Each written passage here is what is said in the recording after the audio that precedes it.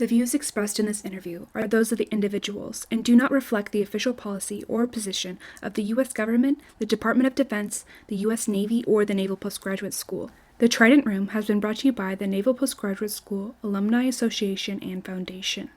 For questions, comments, and suggestions, please email us at tridentroompodcasthost@nps.edu and find us online at nps.edu/tridentroompodcast.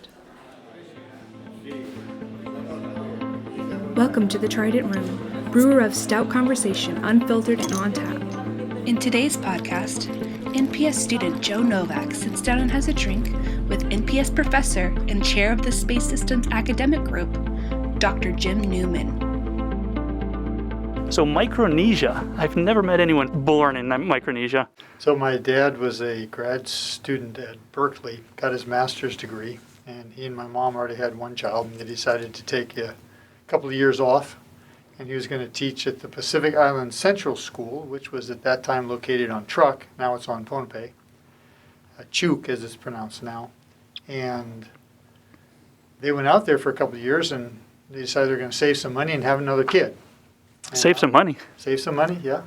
So it's cheaper to have a child out there. Oh yeah, save some money and have another kid, and so they had, and I'm the other kid. And so after those 2 years were up, we came back. He finished up his graduate work. He got his PhD, went down to Scripps, basically for the rest of his career, a couple of years at Harvard, decided he preferred the West Coast. So I grew up in Southern California, surfing, skateboarding. Do you feel any connection to those incredible explorers and adventurers that the ancient Polynesians were, setting off into an ocean in that direction and hoping to land on something? Absolutely. In fact, being in space on my first space flight, I looked down at the oceans, and of course I was trying to find the island where I was born. And sure, we're going 5 miles a second, so we don't have a lot of time, but it was really hard to find that island. And we were looking at hundreds of miles, and we knew where it ought to be. Got up in the middle of the night with my commander, and we just finally found it. And I thought to myself, how did they do that? Very impressive feat. Because the Earth can't be that large if it only takes an hour and a half to go around. But if one spends, as I did when I had some free time, some of that time just looking out the window, it's really big. And the Pacific Ocean is huge. So that these explorers took off and did so well is truly astonishing. And I was 10 months old when we left. Mm-hmm. I was 30 years old when we first went back. Oh, okay. See it. My goal was to go back every 30 years, if not more often. They have fantastic wreck diving. Okay. In the lagoon on Truk. It's where we surprised the Japanese fleet and sunk most of it there. And so it was, when I went, last time I went was 33 years ago, and so you're due. I'm overdue. We were going to go every 30 years, but my mother was too old last time, and so we only took her as far as Hawaii. But that met the goal, getting out to the islands. I was very impressed. When you say some free time, you're sleeping maybe 6 hours a night on average, as I understand it. Your schedule is absolutely packed.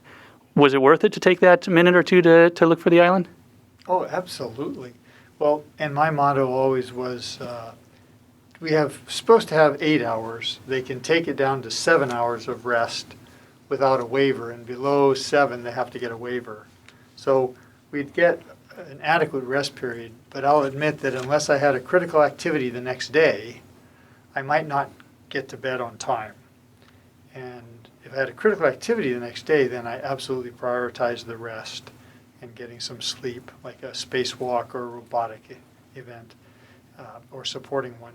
But on the nights when I didn't have a critical activity, yes, normal schedule, very busy, but if I didn't have a critical activity, I would stay up a bit late and enjoy, as a number of us did, the few moments of looking out the window and listening to music and just kind of trying to absorb the experience, knowing how short it would be.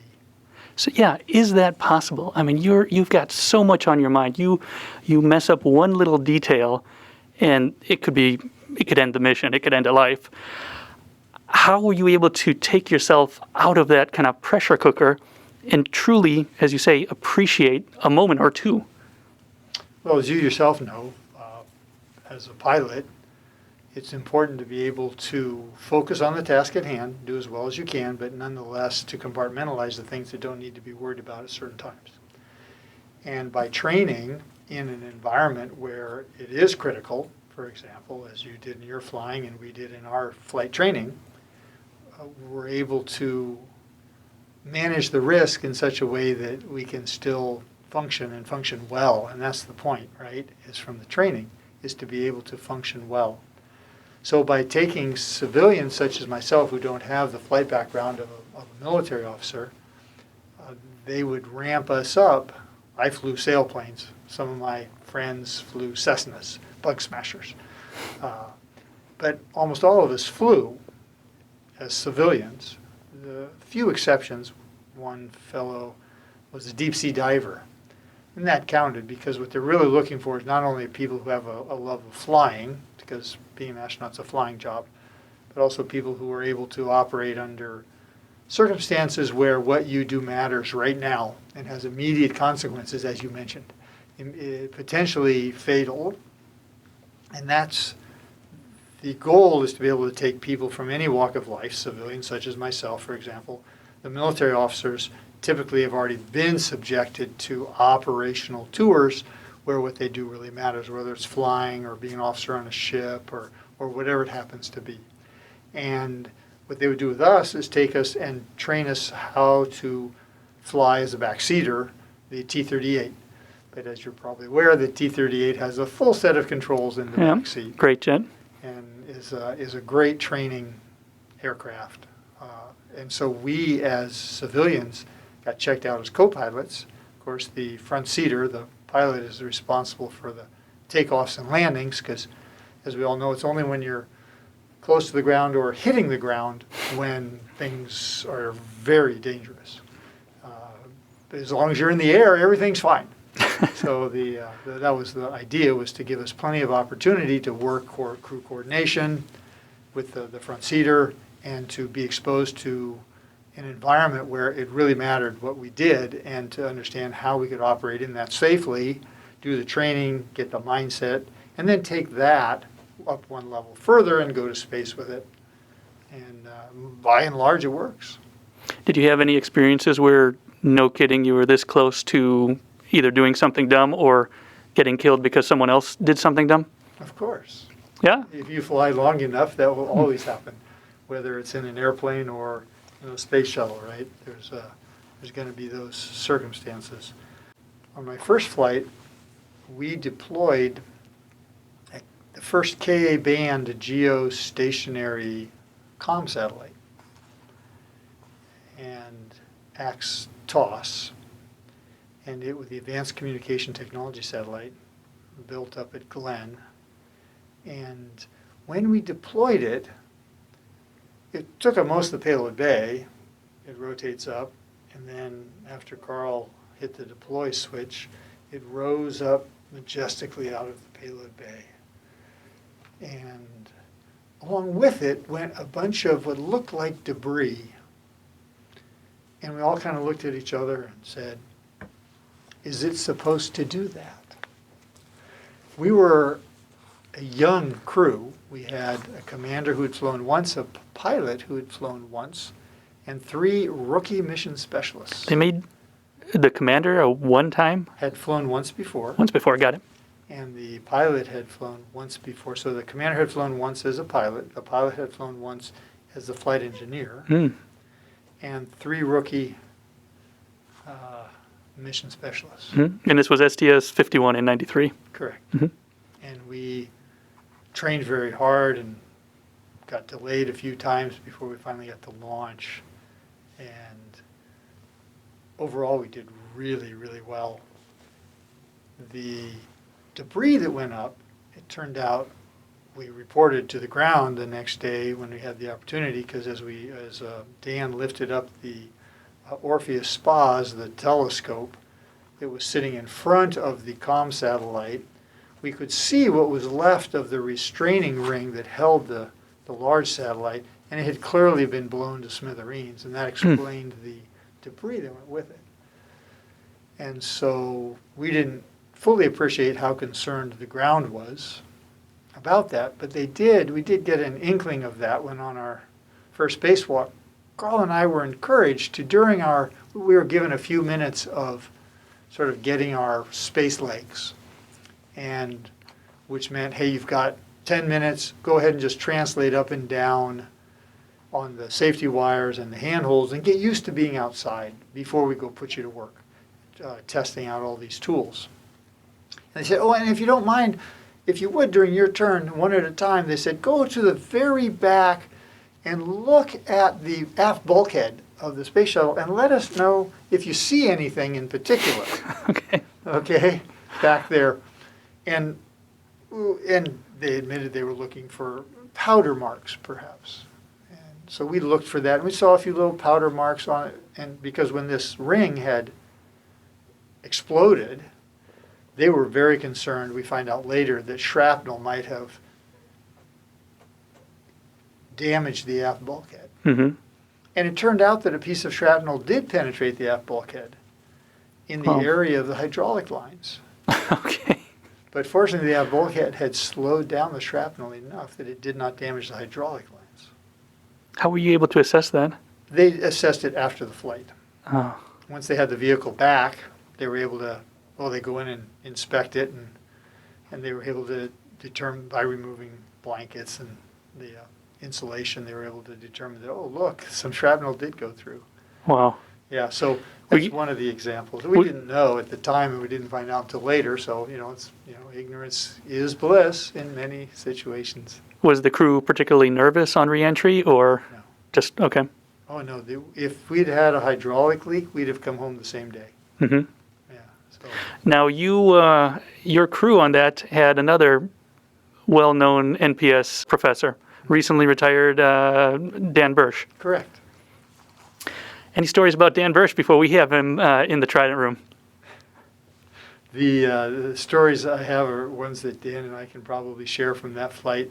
And he was the robotic operator, and Carl and I were doing the spacewalks.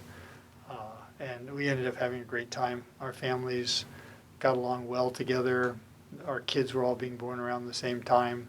So, and they kind of grew up together. And by chance, literally by chance, we ended up here as well. When Dan came here in '03, he and his wife and 3 kids came here. We went to Moscow almost the same time, by chance. Mm-hmm. And so we were 3 years in Moscow, and then we came back. Now, my wife, being a Texan, hadn't originally been interested in coming to Monterey. I had suggested we come because, as you may know, there's a Smith McCool, a NASA chair named after Smith McCool, a professorship here. And I had heard about it, and I realized that it might be interesting to do for a year or two. And I had suggested it several years earlier to my wife, and she had said, no. And not only no, but heck no. She's a Texan, okay?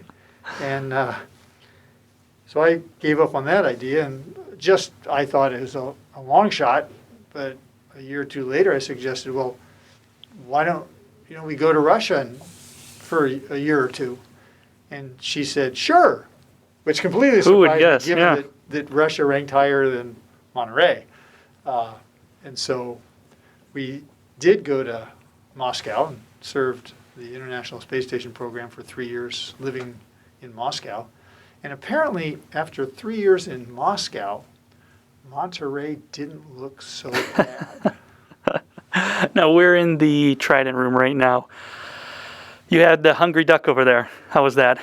Or was that the Wild West was coming to an end? You were in ISS Russia. You weren't really NASA Mir, so maybe it was a little different time? Well, it certainly was different than Mir. Russia just had come out of being the Soviet Union. And although when we got there in '03, the neighborhood grocery store was still a producti, where one would go and pick out individual items, and there were basically a bunch of different stores, very primitive in one area by modern standards. But by the time we left, they had real grocery stores in the neighborhood. So 3 years later, we were still getting along well with Russia at the time, relatively well, and so it was really a good time to be there. And we were living at close enough to downtown that we could actually just walk to the Bolshoi if we wanted. And I didn't know how much I liked ballet until I saw the Bolshoi in live. And so we ended up going quite often until they closed the Bolshoi for renovations in, I think it was '05. So we had a couple of good years of real culture, Russian ballet, spectacular. So you've seen, all of the spaceflight history, from the Magnificent Seven, the next 9, on through Apollo, Skylab, onto the shuttle, working with the Russians, ISS, and now we're looking at private companies. Just what are some of your thoughts on the SpaceX, on private companies working in delivering modules to ISS, and the future of the near future of spaceflight? Mm-hmm. Well, I think that there's a couple of different realms, right, of spaceflight. One is human spaceflight, another is commercial spaceflight, and now there is also space as a contested environment. And particularly, I would think, understood by your audience here at NPS. It's one of the big developments, and it's why we have a Space Force. One of the things I'll do is also put in a plug for Professor Clay Moles here at NPS. He is over in the National Security Affairs, and he really has a great deal of understanding, I would say, of Russia and China's space programs and ours as well. And one of his contentions is that we should not underestimate the power of our country's ability to innovate, and in particular, in this case, innovate in space. And that commercial space innovation may end up being more of a driver in the space environment than military space. As long as we don't go to a real shooting war in space, hopefully we all have sufficient assets in space that no one actually does that, because a shooting war in space would result in debris, sufficient debris probably to make it low Earth orbit at least uninhabitable. Mm-hmm. We will still compete in space. We may, they may, everyone may do things in space to try to maintain advantages, to confer disadvantages to others. That's human nature. It's what we do. But from the point of view of, let's step away from that for a moment and go back to human spaceflight. Now, in human spaceflight, which does rely on the ability to go to low Earth orbit, NASA has decided to leave low Earth orbit really to commercial space, right? The last thing probably that it will have for quite a while in low Earth orbit is the International Space Station. And sure, that's huge. Will it ever be commercially viable to maintain the International Space Station as a premium research laboratory? Well, we hope so. But space is very expensive. It really does need government at this point. For human spaceflight, it needs government assistance. Now, ISS, just a quick question. ISS has been up or habited, I should say, for 20 years. How much longer do you think it'll go? They're working to extend it all the time. So the real question is, we just don't know. As you're aware, I was on the first assembly mission for the International Space Station and had what an opportunity to learn about the future program. I was disappointed I never got to go back. Dan Bursch, as you know, did, so I'm sure you'll get to hear about his 6-month, at the time, record-breaking flight to the International Space Station when he and Carl set a long-duration record at that time of about 6 months. Of course, we've been up over a year since then, but at a time. And a number of astronauts have accumulated even more than that.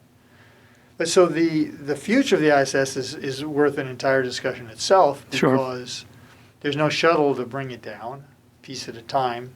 There's no way to bring it down a piece at a time. So the real question is, when it is done, how will it come down? We remember the worries around Skylab back in the day, and it came down, ended up littering itself across some good part of Australia, right? I think NASA paid a few sheep death claims due to falling debris. Likely, unlikely, doesn't really matter.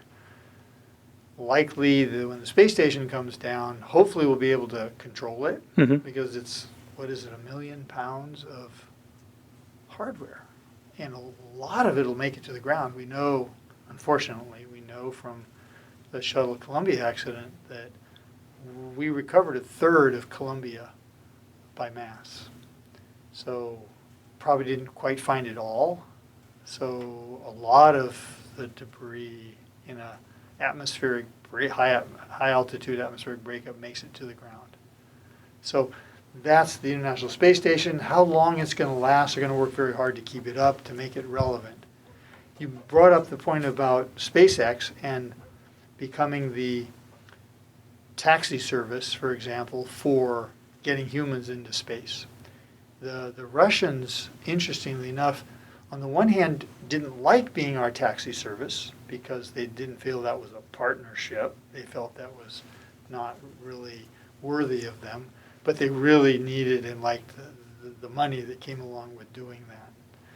Fortunately, Mr. Musk has been successful so far with SpaceX and has sort of challenged the status quo, which is what we need from time to time and is a key part of innovation, which goes back to Professor Moltz's thesis that we are able to, because of our system, we are able to out-innovate and out-develop new capabilities that places like China and Russia are just not going to be able to do, and that will be a strategic advantage in the end, something worth way more than what it seems as we add up all these little pieces.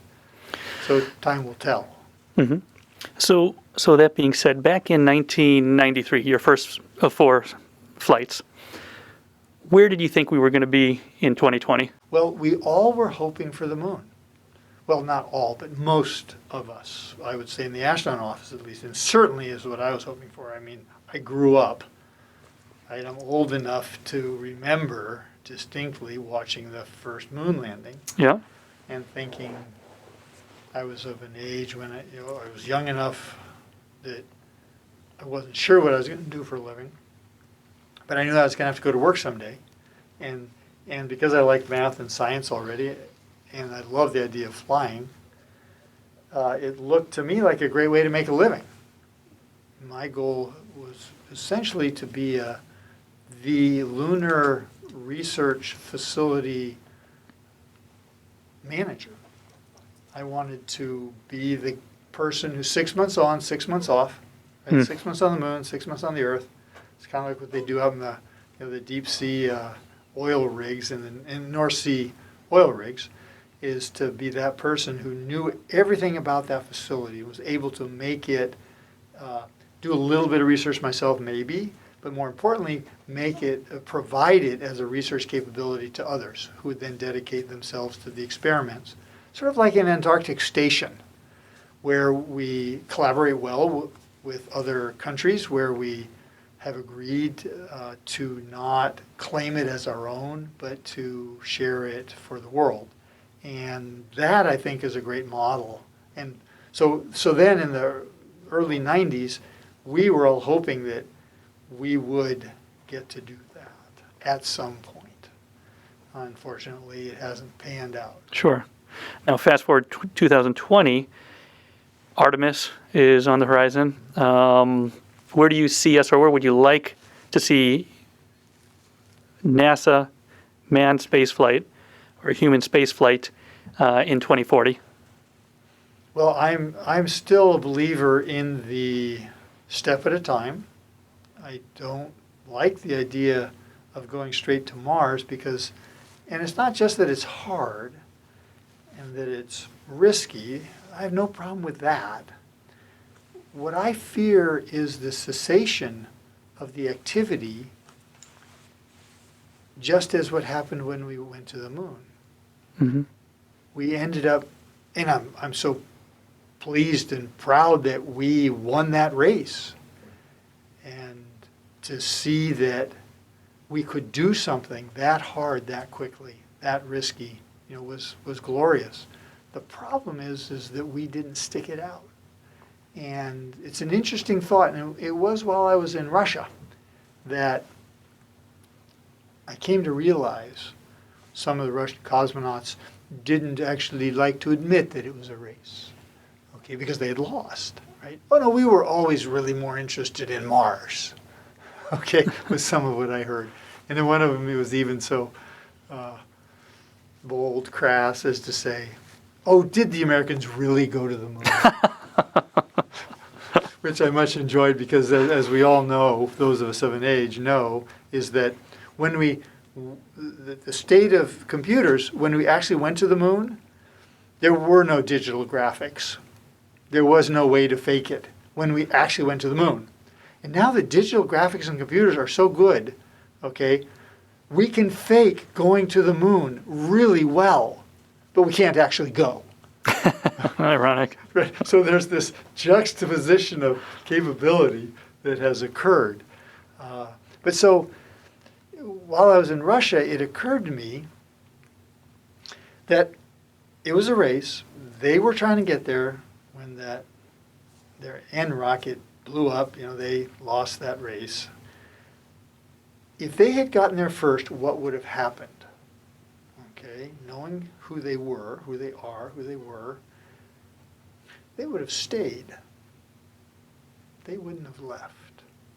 And that's perhaps an advantage. Overall, the disadvantages strongly outweigh the advantages of their system. Mm-hmm. So I'm not espousing their system, but a system like that is able to make a longer-term commitment simply by fiat, whereas we are subject to the dictates of our system, which change administrations on a regular, peaceful basis. So if the Russians had gotten there, they would have stayed. If they had stayed, we would have gone too. We would not live under a Russian moon. We would have set up an outpost as well, and we might still be there. So I'm really glad we won, but we might have lost something as a species, as a certain amount of time. I hope it's only a matter of time that we've lost the opportunity to learn more about ourselves and about our progression into our solar system. And which is something I believe in. I just believe that the moon should come before the Mars. Mm-hmm. And the station on the moon will teach us a lot, not everything, but it'll teach us a lot about what we need to know before we go to Mars. And so I hope in the next 20 years that we're actually successful in setting up and maintaining permanent outposts, lunar outposts, as part of going further. Presumably Mars would be next, but who knows, right? We're still learning. Who are some of your astronaut heroes? Astronaut heroes. Well, certainly there was a certain amount of respect for the old guys in the office. Closer in, some of the ones who were ahead of me, my first boss first astronaut boss was Kevin Chilton. And Kevin Chilton was at the time, Major Chilton, was a young Air Force officer. And he was the lead of those astronauts of us who were stationed at the Kennedy Space Center in order to help the crews who were getting to fly get into the space shuttle and get out after the flight and go around and talk to the people who were working on the space shuttle so that they knew real people, that what they did every day really mattered. A great job. We got into a T-38 in the morning and commuted to work. It's an hour and 45 via T-38 from Houston to the Kennedy Space Center. Fantastic. And in the afternoon, get into a space shuttle and check out the comm system, make sure it's ready for the crew. So it was a support job, but it was really great. And he was the lead of that. And he went on to fly 3 flights and stayed a little bit to be a station program manager, and then went back to the Air Force and became General Chilton, 4-star, head of Stratcom at one point. And he was just embodied a lot of what people talk about in leadership. And so that was a treat. Another one of people that I really enjoyed working with was Eileen Collins in my own class. She and Ellen Ochoa were both outstanding examples, one military, one civilian, of people that I would put in they're my heroes, both of them. My class was only a quarter female, and of course they've reached parity finally, and it won't be too long, I think, before we see even more improvements in the makeup of the astronaut program. So so I see those are the three that come to mind immediately. And I'll admit another one who I really enjoyed working with was John Blaha, from a previous age, a shuttle guy. But I really enjoyed his he was an Air Force officer, commander pilot, and he was a great guy. And I'll admit on a personal note that Willie McCool was actually one of the best astronauts I've ever been in a T-38 with. Nice. And he embodied many of the things that Kevin Chilton did, but unfortunately he was on Columbia, so he did not get to live to his full potential in terms of the time and the things that he was going to do. So it's always it's a pleasure for me to know that we're doing what we can here to keep his memory alive. We have a Smith McCool NASA chair, and we have a Smith McCool award that goes every year to an outstanding space systems graduate. And so in the case of Willie McCool, truly the good die young. It was a real shame to lose him. Now, there's a lot of, obviously it's wildly expensive. However, I've seen several studies that show for every $1 put into NASA, the U.S. economy gets 3 to 12 on the high end, but I've definitely seen like 3 on the low end, somewhere 5 to 7-ish. Yeah. Would you agree with that? Absolutely. From what I've done, I haven't obviously fact-checked it completely myself, but the point is one of innovation and the ability to, and that was true in the past. There are those who argue that it's not necessarily going to be true in the future, but because the advent of commercial satellites, of miniaturization of computers, so on and so forth, all of that was so important. And there's where a lot of the payoff came from. But the trick is we don't know yet what we'll find by doing the next hard thing. But all we know is that every time we do these hard things, we find really good stuff. Maybe that won't work next time, but let's go find out. One of the things that I console myself with when I worry that we America may choose to not continue in this part of the exploration, which I think we've got to do. But I a little bit cynically perhaps or disheartedly console myself with, at some level it doesn't really matter if we go or not. America needs to decide whether to be part of the future. The future is not just on this planet. I believe it is also in our solar system. Because to be stuck on this planet for the next several 100 million years until the planet goes, red giant, that's just not a great outcome. We need to keep moving.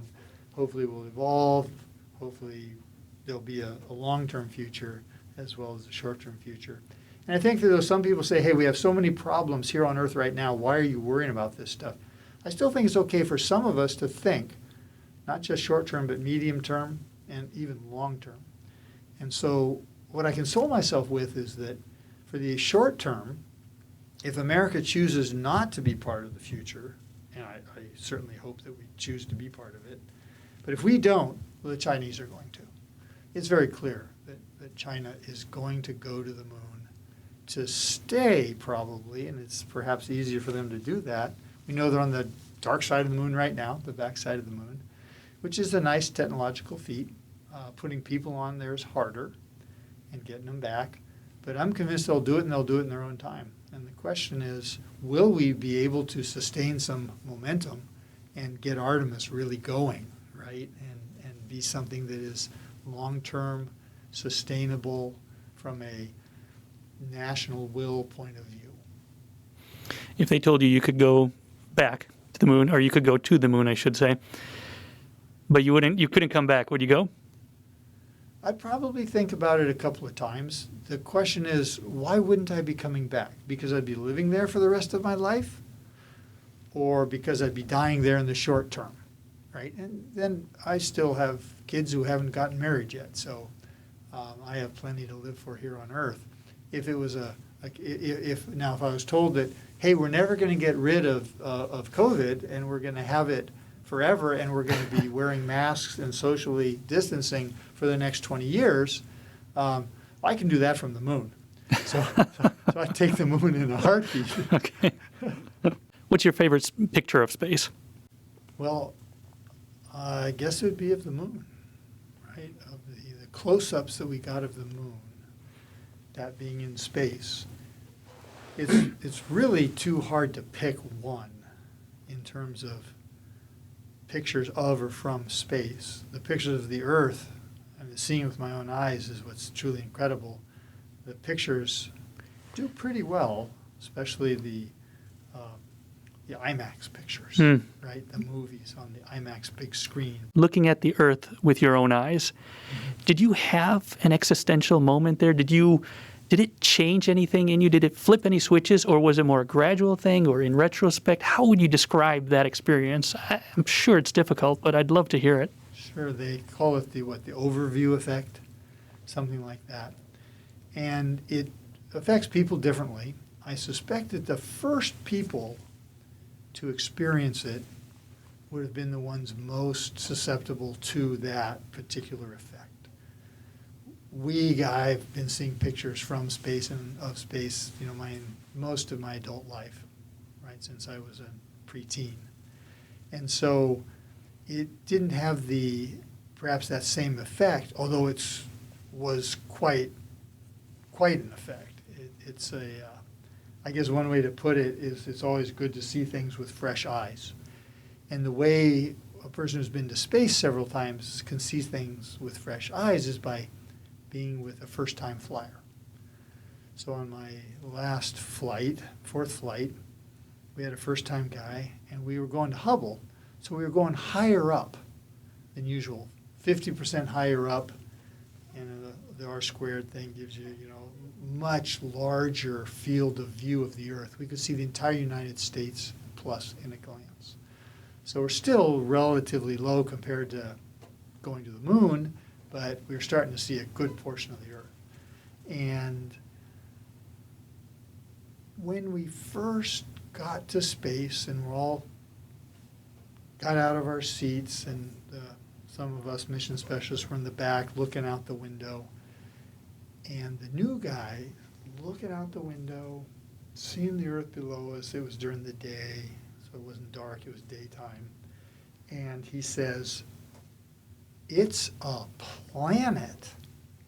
And for the first time in all my 4 flights, I felt like, if you remember Star Trek, what would Scotty say to Captain Kirk? Something like, "Arriving planetside, Captain." And I felt like that moment. Wow. Hey, we're arriving at a planet. Okay, but we'd come taken off of it, but it was the first time I really had that feeling as if we were a starship. Okay. Wow. And that, at some level, probably was one of the most profound moments. On your fourth flight, how about that? Fourth flight, through the eyes of a new guy, right? Through his experience, I was able to go to that kind of an effect where it's like, wow, someday, I hope, someday this will be commonplace. We're arriving planet-side, and we're a long way from that, but that's got to be our goal. Again, it goes back to, if we're stuck on planet Earth, then we will have failed as a species, in my opinion. Now, speaking of species, outside of the solar system, life among the stars. What are your thoughts on the potential of life out there? Naturally, there's billions and billions of stars, so that there's certainly at least millions and millions of habitable planets. Right. And there's lots of elements of physics that prevent us from knowing a lot what's out there. But what would you say about the potential for life out there? Well, it's interesting the way you framed the question even. Because I think you might have used, you have to check the tape, might have used the word, obviously there's millions and millions of habitable planets. Well, growing up, people had done the math and made their reasonable assumptions, and they said, there's a good chance we're the only one. I never bought that. It's like, come on, get a grip, right? And now we have essentially proven it. So there's been a mind shift. It's similar, perhaps not as widespread, but similar to what do you mean it's a coincidence that South America fits into Africa? Because when I was growing up, plate tectonics was not firmly established. They weren't teaching that yet to kids in kindergarten, elementary school. Oh yeah, of course they fit because they used to be together. No, that was a coincidence. The continents don't move. Okay, really. So what we see are these shifts in our understanding, but it takes a while to get the scientific background and basis, and then in order to be able to come up with arguments that are not necessarily irrefutable, but they're very powerful. And these arguments then can lead to a shift in thinking. And now we think, I certainly do, and most of the people I know who have studied it at all agree that, as you said, there's probably millions, if not billions, of habitable planets. And the question is then, why haven't they come and visited? Well, there's a couple of good reasons why we might not have seen them yet, although there are people who argue we have seen them. I don't think we have. One is, what is it from, isn't it Star Trek again, where it's the prime directive? If you can travel to other, once you have warp drive, no interfering with the primitive planets. They have to make it or break it on their own. We're clearly a primitive planet. We haven't discovered warp drive. So if there are other species out there, apparently there is no warp drive, they haven't discovered it, or there's a prime directive that really the civilized places in the galaxy have all agreed, no messing with these, because we on our own planet know what happens when a more technologically advanced society interacts with a less technologically advanced society. It goes very poorly for the less technologically advanced society. So apparently that hasn't happened yet, and apparently they're not hungry. Okay. And they don't consider us food. But is there other life out there? Oh, I think with a certainty. Do you think it's carbon-based? I think it's very likely. Are there other bases for life? Gosh, wouldn't that be interesting? There might well be. But we know that we have an existence proof, yes, only of one, but we know that carbon-based life can occur, and it can become quite complex, as in multicellular life. And so there's no reason to think that it should only have happened here. It might have already happened many times. It might be that this is the fear and the worry, right, is that if we are truly limited by the speed of light, then the galaxy, the universe may be too large to get around. If we're truly limited by the speed of light. So we need new physics. Yeah, as a physicist, do you think we are limited by the speed of light? I mean, naturally, the E equals mc squared says that, but... Oh, we're completely limited by the speed of light. And my fear, well, not completely limited by, is it possible to build a starship and accelerate it to speeds close to the speed of light, which would slow down the apparent aging of the people on board? Yes, absolutely. We may be able to do that. But those are one-way trips, right? Those starships will be one-way trips. And you really better have a great planet picked out because you're not coming back, right? Anytime soon. And that suggests that it might be that life appears, like say there were 1,000, on average 1,000 planets with life on them at any given time, right? That's in a galaxy like we have of 100, roughly 100 billion stars. That would mean that only 1 in 100 million 1 in 100 million stars had a habitable planet with life on it at any given time. That's really low, I think. Now, but even if it isn't, well, there are probably a trillion galaxies, each with 100 billion stars. Mm-hmm. Okay, so now we're up to some real numbers. If you have 1,000 in this galaxy, and every galaxy has about 1,000, there's 1,000 trillion planets right now with life on them. But it may be that the speed of light limits us from going anywhere. So this is why I think it's still a fascinating time for science and physics. We have dark energy to contend with and dark matter. So those are things sort of like last time 100 years ago or so, when people were despairing that there was going to be any new physics, but there were these few niggling little problems that they hadn't figured out. And of course, it turned out to be quite important. And we ended up learning all sorts of new physics. And the same thing may occur. In fact, I was listening recently to an audiobook on Madame Curie, right, who did a whole lot of work. Two-time Nobel winner, yeah. Two-time Nobel winner, who was fantastic. What she was able to do back in the day when women were, it was very, very difficult for women to do. And so she has a fascinating biography. But what she helped usher in was a whole new age with new physics. So one of the things I like to ask people is, when humans discover new physics, what's usually the first thing we do with it?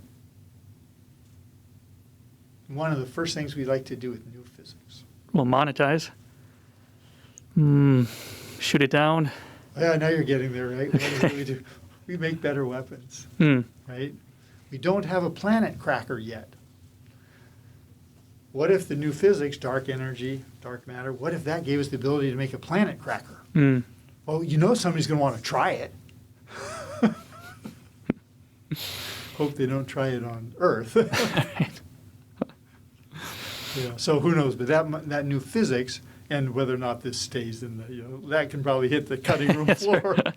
But whether or not the new physics makes a planet cracker or not, the new physics, maybe it'll give us something like warp drive. Maybe there are wormholes. Maybe, or maybe there's just the speed of light. In which case, it's a long way to go anywhere.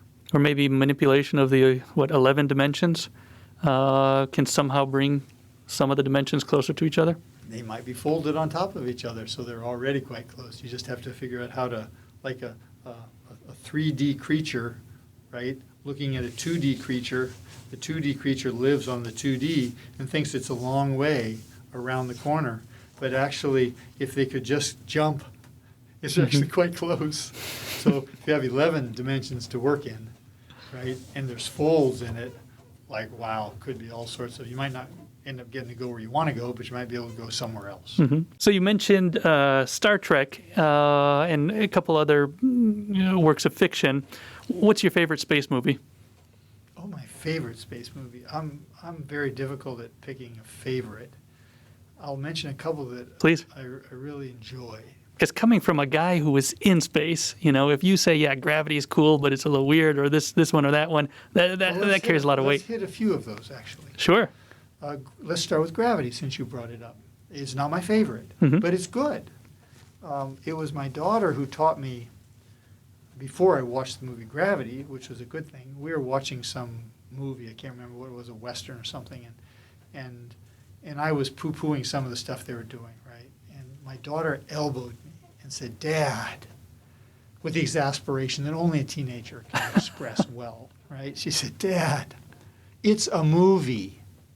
And it was like, I get it. Thank you. Okay. And so when I watched Gravity, I kept that in mind.